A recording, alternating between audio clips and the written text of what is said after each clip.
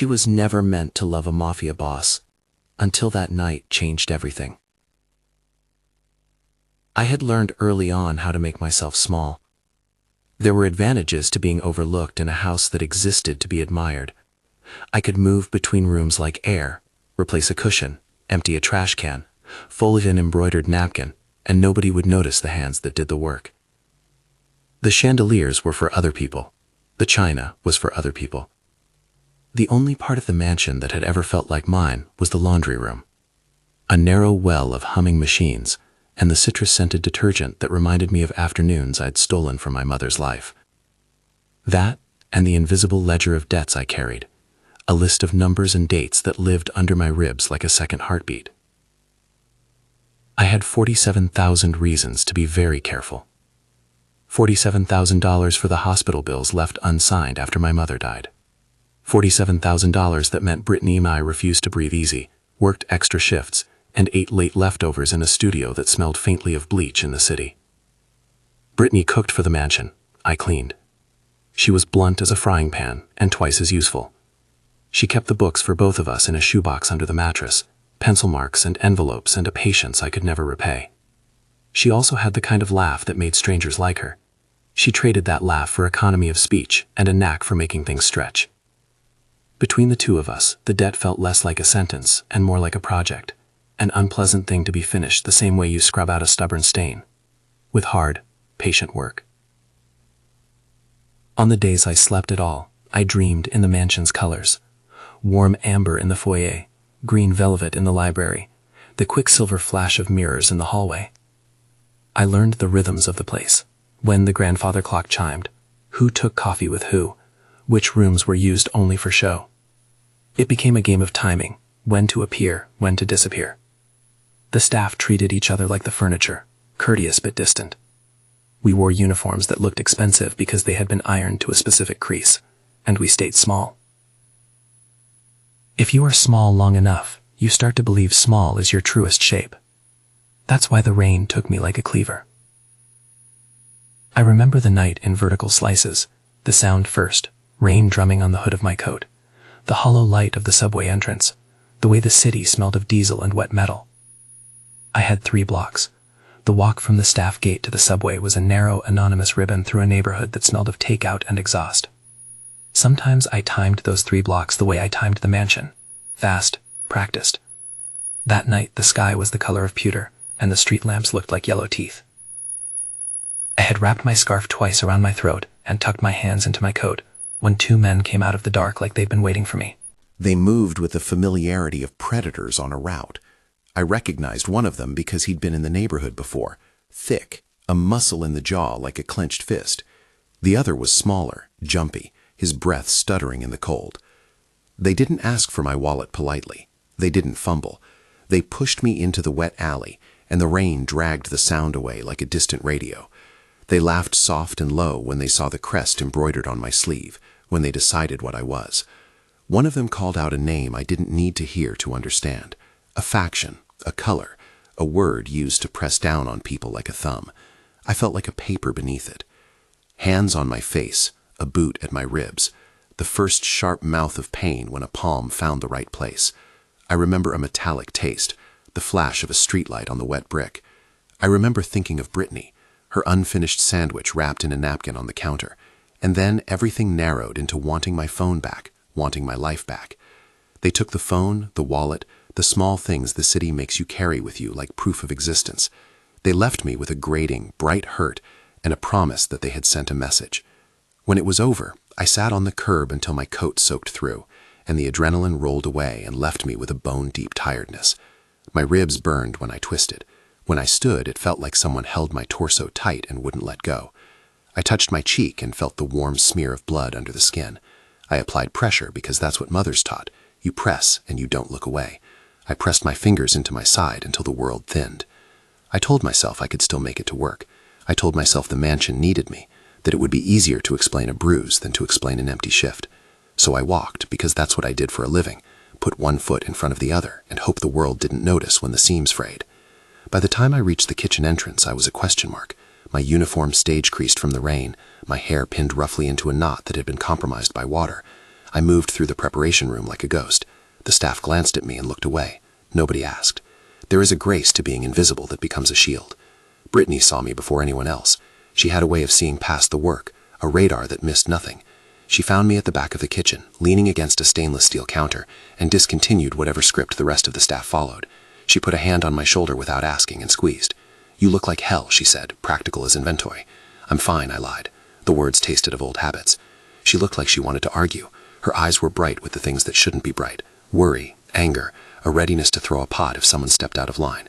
"Do you look like I'm in the mood for you to be fine?" she demanded. I wanted to tell her about the boot, about the message. I wanted to tell her every detail and let the hot knot in my chest unravel, not into more debt, but into a shared fury.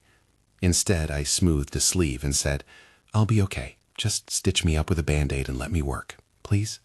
She made a sound like a sigh, and then the sound sharpened into something else that was almost a laugh. "You and your dignity," she said, half teasing, half cutting. "You know what? Go wash your face. Don't be dramatic. And after, we'll talk about how you're going to explain this to him." She said the last words slow and careful, because in that house there was a weight to names. The him was a presence even when he was absent.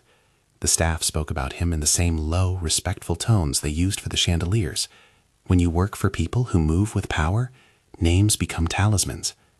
I would have preferred to keep that talisman locked behind the iron gate of the staff quarters, but the night had already loosened my edges. I washed my face in a sink that had seen worse. Cold water shocked my skin and slowed the rush of color to black around the eyes. I used makeup to mask what words couldn't, concealer in the right places, a well-placed scarf to cover the worst of the bruise at my neck. I swaddled myself in composure like a coat. Composure is behavior that resembles armor. It works until someone with the right tools wants to see beneath it. The kitchen hummed. Pots clanged. The mansion woke as the staff moved through their rehearsed rituals. I folded napkins. I refilled the decanter. I learned to let the room's warmth try to dissolve the ache in my ribs. But the ache didn't care about choreography. He noticed me because he never missed a detail that mattered to his house. The first time I saw him, I thought he stepped from a painting, a man whose clothes wore money the way some people wore sleep. He had a kind of arrested stillness, like a statue that had been trained to walk. He smelled of cedar and something that burned slow, tobacco maybe, or a whiskey kept for guests. He moved like a rule, measured, exact, and somehow inevitable. He came to the kitchen not because he needed coffee, but because that's where staff fail or triumphed in tiny ways that show whether a household is functioning. He always arrived with someone, Franco usually, a man whose face had the blunt edge of someone who followed orders, and it was an edge that made people straighten. He looked at me, and the tilt of his head was a small private thunder. I didn't realize I had been so obvious until the room tightened. "Lauren," he said, and his voice was a room that closed to only the two of us. My stomach folded. I had been invisible 40,000 ways over. His eyes cut through invisibility like light through glass. "Sir," I said, because politeness was an old muscle. I said it with the same tone you use when a storm approaches, and you do not want to give it a reason to change course. He took one step closer, and I felt the air between us rearrange. Up close, he was less of a painting and more of a machine whose gears had been lubricated with self-possession. He didn't have to move to command. His hands were clean, his nails short, the skin of his fingers calloused in a way that suggested work in a world I did not know. "What happened?" he asked. It was not a question meant to be answered with a shrug. The way he said it carried the same weight as asking, "Who put the marks on yourself?" I was trained to lie by omission. The training is the same as survival. "Slipped," I said, "on the ice, fell into a curb." Giovanni's mouth made a small line that could be amused or could be measurement. "You should have gone to the hospital." I had a rehearsed answer for that too, which was, "We don't have time, we don't have money." But the words choked on the truth. The truth was that we had $47,000 of reasons to keep moving, not stopping. The truth was that hospitals were numbers, and the numbers would swallow us. "I'm fine," I said, again. It was a small, brittle truth. He looked at Brittany by instinct. She had the sort of face that betrays nothing and everything, and she said, without pretense, "She's not fine." Giovanni's gaze flicked back to me. Up close, I could see the tiny weathering at the corners of his eyes. There were no theatrics about him, no spare movements. He was a man calibrated to results. "Bring me the security footage from the gate," he said to Franco, as if listing available options. Franco inclined his head and went to do it, the way a hand would go to fetch a glass. "Oh," I said, because I meant I didn't want to make trouble. I meant I didn't want the house to be involved. I wanted small and quiet, and to fix what I had broken myself.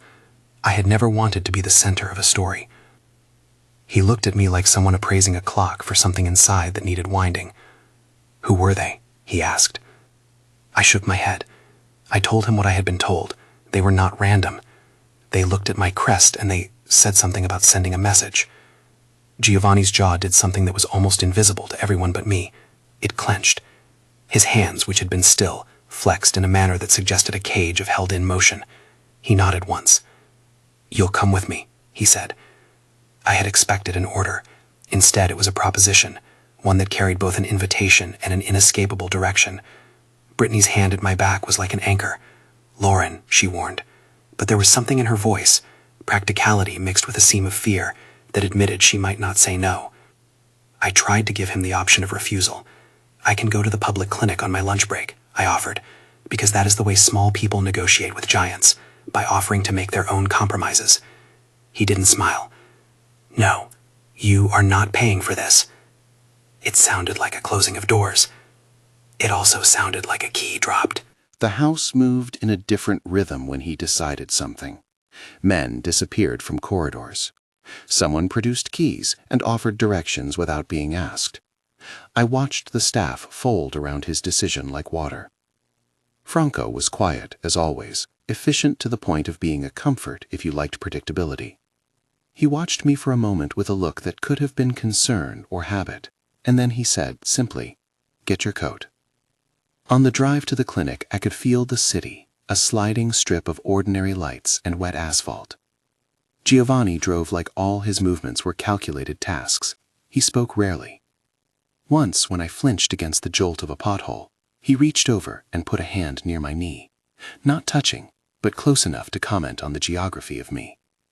It was an odd thing to feel so seen and not so held. "You didn't tell anyone," he said finally, as if reporting an unreturned book. "Why?" "Pride," I said. "Dignity. We can't afford to make waves." He listened to the word dignity like it was a relic, something interesting and fragile. "Dignity gets people killed sometimes," he observed, not unkindly, "and sometimes it protects them." We drove in silence after that. The clinic smelled of antiseptic and fluorescent lights. Dr. Caruso had the professional brightness of anyone who works with broken things for a living. He checked my ribs with the practiced curiosity of someone who had seen both what people bring to hospitals and the stories they bring wrapped around them. He told me quietly that I had a fractured rib and a few soft tissue injuries, and that I needed rest, pain medication, and most importantly, time. 6 weeks, he said, and the words landed like a verdict. 6 weeks of being careful. 6 weeks of monitoring. 6 weeks that transformed from a medical recommendation into a line that rewired my plans. I kept my mouth shut because plans were a thin skin in the face of numbers. "I'll take care of the bills," Giovanni said, before anyone could, before Dr. Caruso could ask me whether I had insurance. The sentence had the same calm as any of his decisions. Pay what the clinic needs. It was a kindness, in shape as precise as an invoice, and twice as life-changing. I had been taught to accept help as carefully as you accept a stranger's hand, with a watchful eye. "You don't have to," I said, because the rhythm of my life required me to refuse advantages. He looked at me like someone weighing coins. "You don't get to decide what I do for my house," he said. The words were not cruel. They were not soft. They were definitive. "You will stay here until you are well." That was the moment my life shifted from a ledger to a ledger someone else would occasionally touch. It is possible to be protected and still be autonomous. It is also possible to be protected and discover that the definition of protection has edges you hadn't considered. I had not consented to being the center of a man's decisions before. I had never expected to be noticed in a way that rearranged the world. "Am I under house arrest?" I joked, because jokes are how I steer through discomfort. He did not smile. "You have more choices than you think," he replied, the answer hanging between threat and invitation like a curtain. Franco led me through corridors that smelled of lemon oil and old money. The mansion's rooms were not just furniture and fabric. They were arguments about taste and power. He showed me to a guest wing, simple, warm, not the kind of showrooms that appeared on the house tours. Someone had left a blanket on the armchair that smelled like cedar. A small wristband from the clinic still clung to my skin, white and a little scratchy. He left me alone with silence and the strange new knowledge that people who could build empires sometimes chose to be solitary with you like this. I sat on the edge of the bed and listened to the house breathe, the distant drip of a fountain, the whisper of staff shoes down a corridor. I felt the fracture in my ribs with every inhale, and I catalogued it like evidence. My hands, which had always folded towels and smoothed sheets without complaint, now moved over the bandage as if apologizing. I understood, in a clear and discomfiting way, that the attack had undone something essential. It had unstitched the invisible seam that ran along the back of my life, the one that allowed me to move unnoticed. Now people knew me because my skin had been marked, and because someone powerful had decided those marks mattered. Visibility, it turns out, can be as dangerous as invisibility. When Giovanni came back that evening, it was not to check my temperature or to deliver signed paperwork. He came because there are inventories he could not ignore.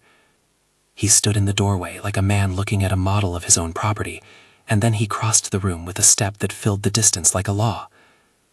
"You're safer here," he said, which was less a statement and more a design brief. "I can go home," I protested, which was less a protest than a reflex. Autonomy kicked its heels against the wall of someone else's offer. "It's not safe," he said simply, "not yet." When he sat by the bedside, he moved with the uncertain grace of someone careful in a room that was not his. He did not close the distance like a predator. Instead, he allowed proximity to settle as a fact. He folded his hands on his knees as if the simple act of restraint itself was a discipline. "You were small in the house," he said, as if cataloging facts. "Outside, you were not small enough." I found that sentence almost obscene in its accuracy. So now I'm small in here. He looked at me with an expression I could not name. There was warmth there, tucked under something like steel. "No," he said after a beat. "Not small. Seen." That is the line that tasted like a pivot. Not small. Seen. It is one thing to be visible in the way a person is observed by a mirror. It is another to be visible to someone whose notice can change the weather of your life. It was a relief and a new kind of confinement. I thought about my mother and how she had folded laundry on a stool too small for her knees and smiled at me with the kind of tired love that made you want to be brave for her. I thought about Brittany saving every receipt and folding the corners of bills like bookmarks. I thought of the ledger and how it had been under my ribs for years. I also imagined something odd, a future in which someone paid $47,000 without charging me interest of the kind that matters the most, shame. I would later have to learn to name the lines between kindness and possession. I would have to teach him, too, that houses can protect without buying people. For now, however, the fact remained that I had been beaten on a rain-slick corner, and someone had made me an offer I could not have afforded to refuse. I slept that night on a bed that smelled like cedar and whiskey, under sheets that felt smoother than my own apartments, and when I woke the next morning there was a mug of strong coffee on the nightstand, and a note folded neatly beneath it. The note contained only 2 words, "See me." He was waiting for me in the library, where the light filtered through tall curtains, and the books sat like witnesses. He rose when I entered, a polite motion that translated to something larger in my chest. He asked me how I felt, like he was tallying a patient's recovery, not a subordinate's return. I told him truthfully, better, stiff, still sore. There was a moment before we spoke, when neither of us spoke, and the room held us both. He reached out, not to touch me, but to lay something on the coffee table. A small stack of pictures from the security footage, printed like a forensic still life. They showed 2 men, faces blurred by rain, moving through the alley. They were not surprising in their ordinariness. What was surprising was that someone in a suit on the 20th floor had paid attention to my 3 blocks. I had a sudden hot taste of contradiction. I had always wanted to be seen, because the invisibility carried a different kind of violence, a life that simply could not be accounted for when tallying human worth. But this sight was no neutral gaze. It was a spotlight that could warm, or burn. "You will be safe here," Giovanni said. The words were solid as a hand closing around the volume of a book, "until you decide otherwise." There is a world of difference between decision and consent. One acknowledges agency, the other can cage it.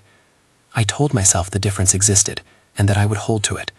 I nodded because decisions require movement, not argument.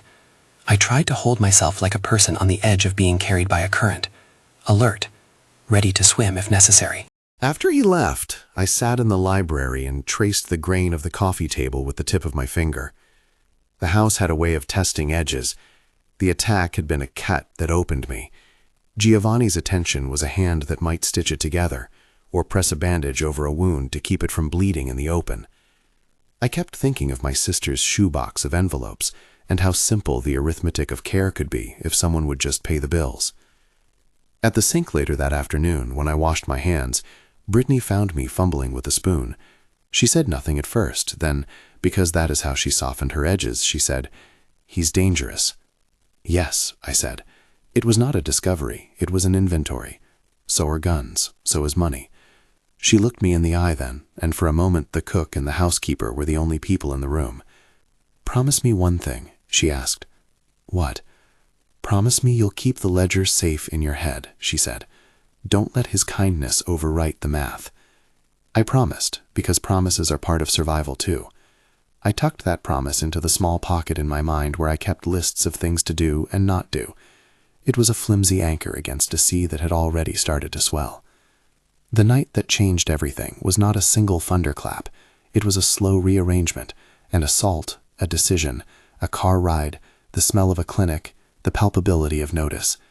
It was a series of soft doors opening, each revealing a room I had not planned to enter. It became a landscape where agency and power intersected, sometimes productively, sometimes dangerously. When the house closed down for the evening and the chandeliers threw their light like a judgment on pedestals of marble, I sat by a window and watched the city darken. There is a peculiar privacy in being looked after. You are less alone, but more exposed. I thought of my mother and of the ledger, and of Brittany folding a corner of an envelope as if it were an anchor. I thought of the two men in the alley like shadows I might never chase down myself. At some point I realized I had already started telling a new story in my head, one that included a man with the patience of a careful animal and a willingness to make the world bend for people in his orbit. It was not a romance yet, not the kind you find in the novels stacked behind the library glass, but it was a pivot. It made me small in a different way, chosen and therefore visible, which was a dangerous kind of permission. That night, while the house held its breath, I folded a towel and let my fingers trace the hem. The bandage under my shirt was a whisper, the jagged echo a city alley. The ledger under my ribs made its own quiet demands. I was no longer simply a worker in a house. I was a person who had been seen, and whose being was now, problematically, part of a man's attention. He sent no messages that night beyond the note on my nightstand, and in the morning there would be more decisions. But the first step had been taken. Visibility had happened without my applying for it. The house had become a place that protected. Whether that protection would be shelter or a gilded cage depended on the choices still to come. If this is holding you, stay with me until the last line. There are choices to be watched, not just consequences to be felt. They brought the footage to me on paper and on a screen, both equally unforgiving. I watched wet pixels resolve into bodies in rain, watched the same alley play twice, as if the city were a stage and someone had decided my smallness was a prop to be broken. Franco set the photos on the coffee table like evidence, then closed the distance until the three of us made a private geometry in the library. "You saw them?" Giovanni asked, and the way he said it was not a question but an invitation to the truth. I told him what little I had left, how the smaller man had muttered the faction's name like a curse, how their hands had been fast and practiced, how they had taken my phone the way a thief takes proof of a life. I watched him watch the pictures. He did not flinch. He cataloged, gate, build, the way one of them kept his jacket turned wrong against the rain. Franco left the room to do what he did best, move quietly and make things happen without raising his voice. That's when the world changed shape again. The house, which had been a wide, flat plain with rooms and rules, folded into a new set of lines. Men who were usually neat in their suits began to work behind the scenes. Keys were found. Phones began to buzz. Someone told a driver to be available at dusk. It happened in small domestic details, as if preparation itself were a kind of order. I watched from the guest wing and felt like a witness to a play where the stage had been rearranged without my permission. I was grateful and frightened in equal measure. The gratitude felt like a hot thing in my chest. The fear sat behind it, quiet and inexorable. Franco returned to the library with a face that suggested good work and a worse aftertaste. "We have them," he said. "They were sloppy." That might have been relief if it had not come wrapped in a dozen new problems. Sloppy meant allies, meant they had been careless enough to be traced. Sloppy meant they had tasted Giovanni's territory and either meant to mark it or miscalculated. He left for an hour and came back with a dry report. The men had been detained and were no longer in the neighborhood. There would be perturbations, stores that closed early, whispers in staff quarters, calls to the mansion that were recorded and kept. There was no triumphant parade. There was only the soft returning of certain doors, and men who smelt slightly of smoke and cold. No one celebrated. None of the staff changed the day's rhythm.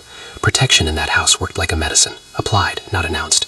It took hold in the small things, an extra van that escorted deliveries, a courier who stopped coming down my street. It showed up as broken windows in territory that had been challenging to Giovanni's people. A glass that had once been graffiti tagged was suddenly cleaned, and a note left, "Don't touch what belongs to him." The note read like a declaration and a threat at the same time. I saw the aftermath rather than the action. They told me what had been done in very precise sentences. There had been a confrontation at the edge of the Ravel's club. There had been an intimidation, men taken in and humiliated in a way that did not involve blood on marble. No one in the house spoke with pride about it. They spoke with an acknowledgement that violence came with costs. Franco told me, bluntly, that things change when you become someone else's reason for action. People feel noticed and they want to be protected, he said, but people will test the line that protection draws. The first night after the men were taken, I dreamed of rain.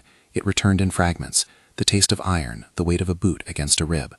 I woke with my hand still under the bandage and the house a hush around me. Giovanni sat at the foot of the bed like a presence out of scale with my life, and I realized I had begun to measure time in his visits. He brought me a book and left it open where I could see a passage about healing and patience. It was small and irrationally intimate. Days passed in a liminal rhythm, Dr. Caruso's instructions, pills scheduled like prayers, warm compresses, the slow tug of breath around the fractured rib. Healing was not cinematic, it was arithmetic. Pain dissipated in increments, some days leaving me able to climb the stairs with less wince, other days folding me in half when I laughed too quickly. I kept a chart in my head, better, worse, steady. Each check from the doctor was a small victory. Each new bruise from the old injuries reminded me that bodies remember things longer than we do. The house turned its routine into a therapy. Small acts became the proof of a new life. A cup of tea placed where my hand could reach it, blankets smoothed across my lap, a lamp adjusted so the edge of light fell on the book rather than the bruise. Those things could have been patronizing and instead were careful. Giovanni did not hover. He was there in a manner that implied training rather than romance, precise, necessary, and oddly reverent. It was in those quiet moments that the edges of attraction began to take a different shape. The first time I thought of him as something besides weather was in a kitchen at midnight. I had gone down for water. The night's work had left a dish of cold soup and a whisper of sweat. He was sitting at the long table, a glass half empty at his elbow. The lamplight caught the gray at his temple in a way that did not make him older, just more honest. "You are awake," he said, and there was a softness in it I had not yet catalogued. "I was thirsty," I answered. The lie was useless. He saw the bruise at my temple as if it were an open book. He gestured to the chair opposite, and for a moment we were two people in a room with nothing but the hum of the refrigerator for punctuation. We spoke in small things. He asked about the laundry. I answered in the language I knew, scheduling, detergent, how the linen must breathe. He listened as if learning how the world could be cared for, not merely owned. I found that curious. Men who had the power to arrange the city's tides did not always want to know the texture of a hem. Our first real, deliberate closeness came in the library. I had sat between stacks of books, my ribs still taut, and he had entered with the quiet confidence that had become ordinary. He sat not beside me, but close enough that the air between us hummed. We spoke about small private things, his childhood town in Italy, the way his father folded napkins with a particular corner, the way Brittany's laugh had reached him in the kitchen. He told stories in pieces, and I filled the spaces with the kind of attention that is a human currency. At some point, he closed a book and looked at me as if measuring the distance. "May I?" he asked, and there was no demand in it, only the gesture of someone checking for consent. I had always been wary of being chosen as a consolation prize. I had also been bruised enough to understand what being wanted without being asked felt like. In that moment, I surprised myself. The question made it possible for me to answer. "Yes," I said, and the syllable felt steady. His hand found mine with a careful intention, as if afraid of breaking something not physically fragile, but fragile in the way two people build trust. The first kiss was a study in restraint, close, slow, as if it were a negotiation of territory rather than a conquest. When he pulled back, he looked at me with a new kind of calculation, not of power, but of responsibility. The days that followed braided tenderness with complexity. We learned shapes of habitual gentleness, how he liked coffee, how I folded a towel, how Brittany made a sauce with a pinch of sugar no one expected. He translated his protection into small acts, a text to check on my medication schedule, a driver who waited discreetly outside my building so that I could walk the last block with more safety than I had before. He proposed things carefully, as if every action required consent before it could be moral. Not every line between care and control was easy to see. Once, in a moment of private irritation, I told him I did not want to be kept. He did not bristle as I had feared. He asked quietly, "What does keeping mean to you?" I told him plainly, "It means living in a room pressed with my name placed between other things. It means losing the ability to say no because someone else assumes what I owe them." It means being reduced to an itemization on a ledger. He listened, and for the first time not as a man cataloging problems, but as someone trying to understand the ledger itself. "Then tell me how to be different," he said. That question marked a pivot. It forced conversation into terms I could tolerate: boundaries, negotiations, contracts. It was the first time we treated the relationship like something that could be negotiated rather than inherited. I drew a line at public displays of our private life until I felt their truth. I insisted on keeping my apartment, keeping my job in the kitchen, keeping the dignity of work so that my identity would not be conflated with the house's definition of me. He agreed without demurring. It did not mean he was free of the instinct to protect. It meant he had become willing to ask what protection should look like. Which is not to say there were not costs. The reprisal had ripple effects. A rival figure, Arben Krasniqi, whose name had been spat in the alley and who represented a wider net of enemies, began to appear at the edges of news. A dinner, a film premiere where mutual associates navigated diplomatic lines. Giovanni accepted an invitation to a meeting arranged by larger concerns, a dinner designed to lay out boundaries, to see how far each family would press. It was not the kind of theatrics you picture in movies, no shouting, no knives on tables. It was a tablecloth and a ledger and watched hands. But presence is a kind of language. Krasniqi arrived with his own entourage, the room thick with the perfume of expensive cigars and whispered contracts. Giovanni sat across from him like a rock with a velvet covering. They spoke the soft, precise sentences of men who measure ambition with restraint. At one point, Krasniqi offered a carrot, an offer of consolidation, of territories swapped, of money offered in a way that could have ended a lot of trouble. Giovanni did not take it. He listened to the offer and then refused it in a single, measured word. "No," he said.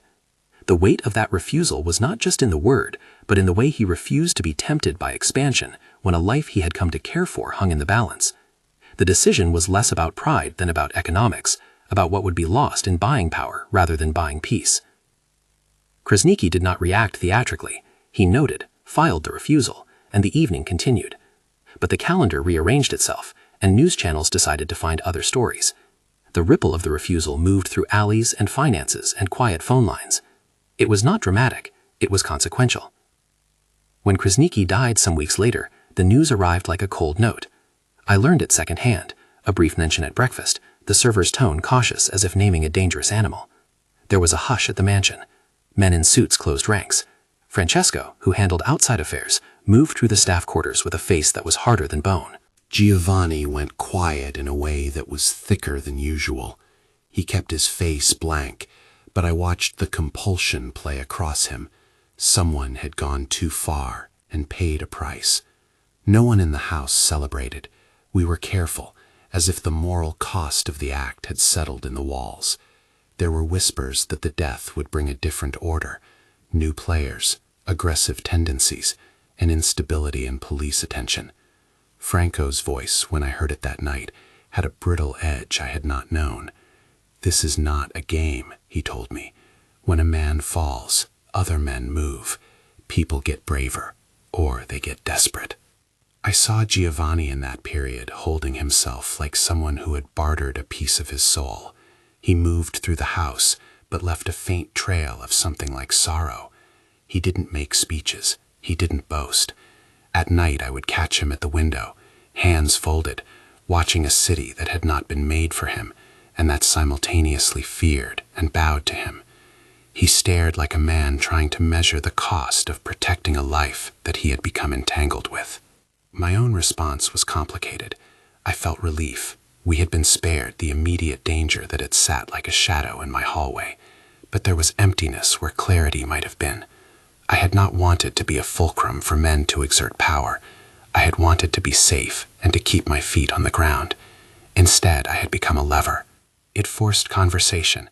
I told him in one late night, honest and sharp, that the cost was heavier than the safety. When someone dies because of something connected to me, I said, how do you expect me to sleep with clean hands? He looked at me then, his face older than before, and said something that unsettled me. I cannot put what I do on pause because I love you, but I do not want you to carry it as a debt. The sentence was an attempt at reconciliation. It did not absolve anything. It was instead a recognition that there were no clean hands, simply choices. We found different ways to live. I began to spend time between the mansion and my apartment on my own terms. I still worked in the kitchen, not as a show of devotion, but because work was a scaffold I needed. Giovanni offered me another option, a legitimate position on the estate, one that paid enough to clear the ledger and gave me a regular salary and health benefits. He drafted paperwork in the way he made decisions, clean lines, specific terms. We went over it together. The contract was generous in a way that shocked me. It paid off the $47,000 my mother had left behind and offered me a title that came with responsibilities, estate manager for household operations, a liaison for staff, someone to ensure the people who worked there were treated fairly. It was not a gilded cage. It was, on the surface, a career path that made sense. But the heart of the offer was not the money. It was the fact that the house was asking me to be part of its life in a formal way. I read each clause with Brittany sitting on the floor beside me, her elbow on the mattress and a pen in her hand. She sniffed at legalese and then nodded. It seems fine, she said, but negotiate the time off. Take your Saturdays. Don't be a fool and give him all your nights. I laughed, and the laugh felt real. For the first time in months, the ledger felt like a solved sum rather than an ongoing equation. I countered a few terms. I insisted on maintaining my hours in the kitchen for at least 3 months, out of a stubborn need to stay anchored.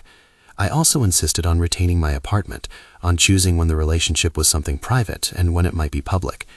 He agreed to the terms without drama, but with a condition that stung. Franco would be informed of my schedule and anything that might present risk. I accepted the contract because it cleared the debt without turning me into someone else's ornament. I accepted because it allowed me to make choices. The money paid the bills. The title bought me a voice I had never used before. But more than that, it forced Giovanni and me to have adult negotiations about what it meant to be together. The weeks of healing moved on, 6 weeks, as Dr. Caruso had said, with the rib knitting slower than either of us liked. My cough still surprised me with a stab of pain. I learned to lift pots with a care that bordered on ceremony. Giovanni learned to interpret my small noises, the way my hand would tighten at the edge of a plate, the short breath I kept when someone closed a door too hard. He began to preemptively make arrangements.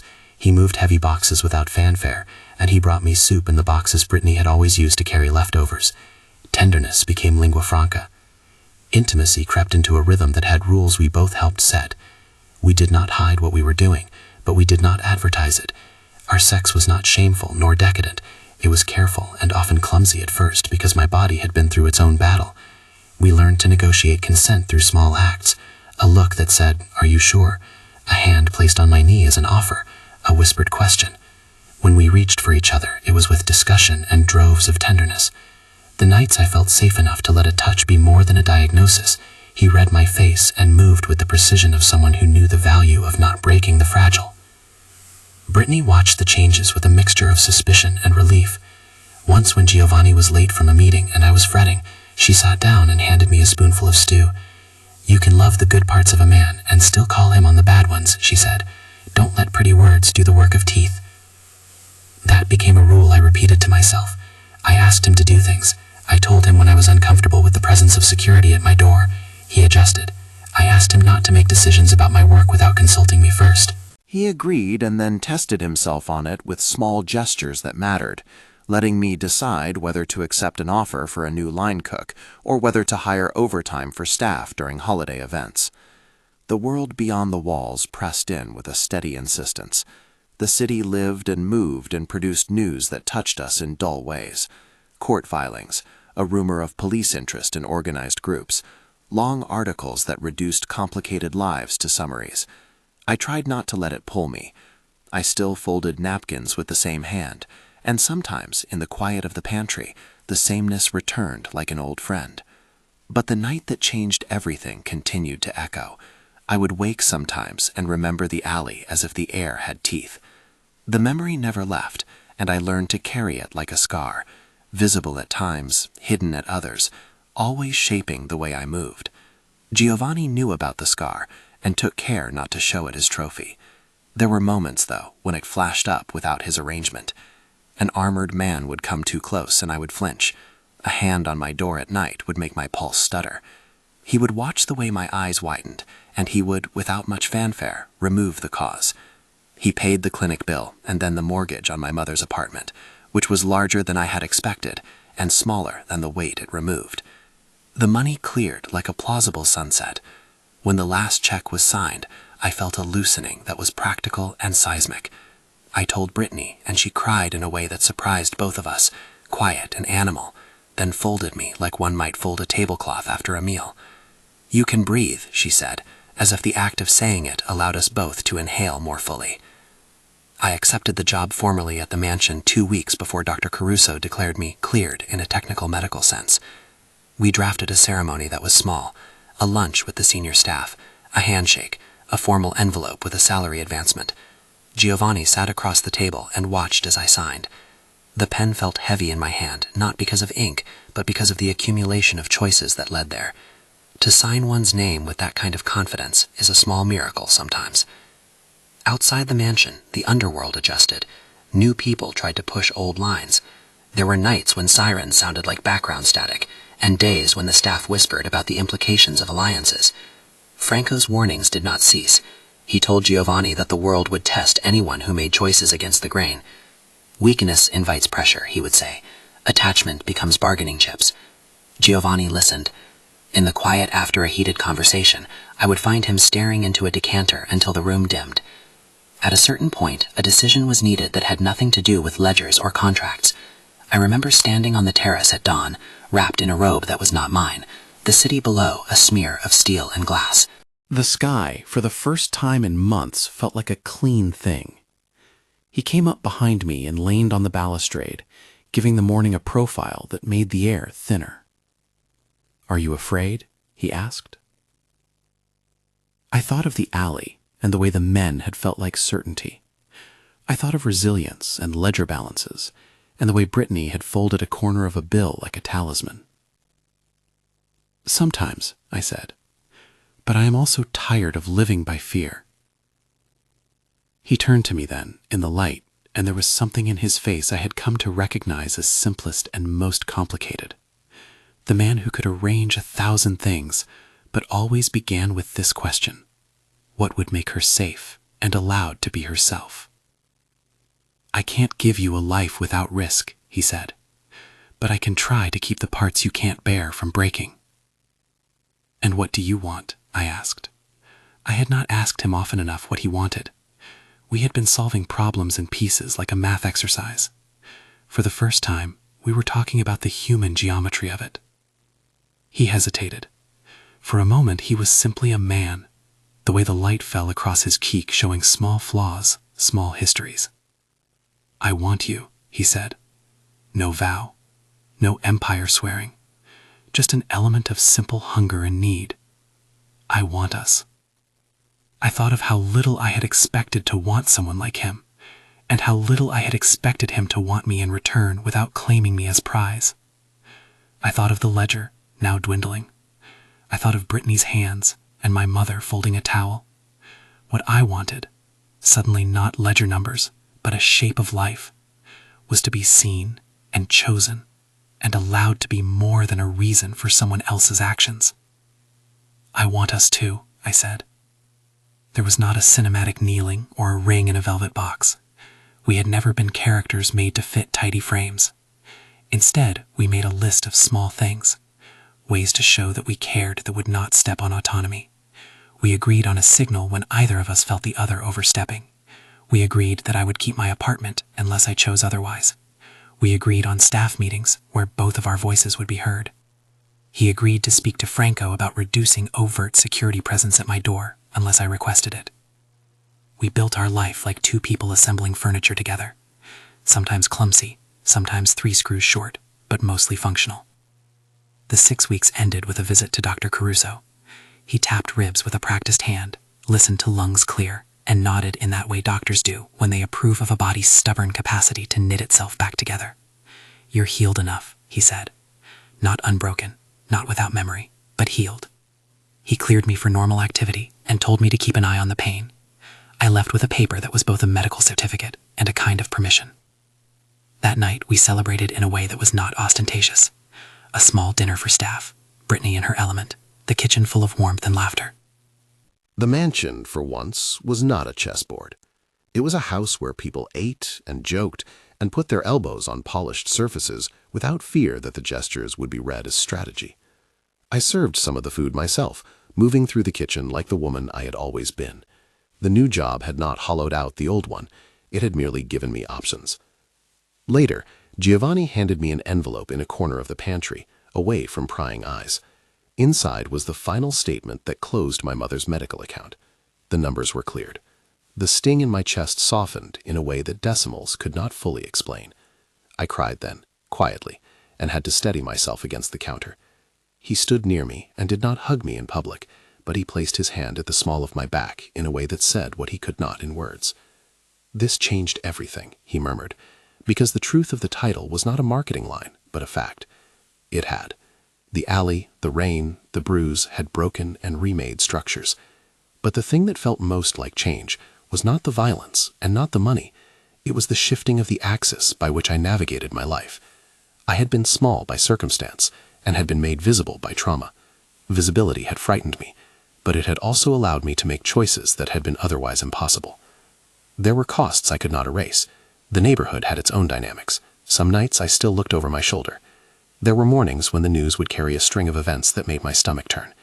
There were nights when Franco came to speak to Giovanni in the study, and their tones sharpened in ways that reminded me why restraint was a discipline.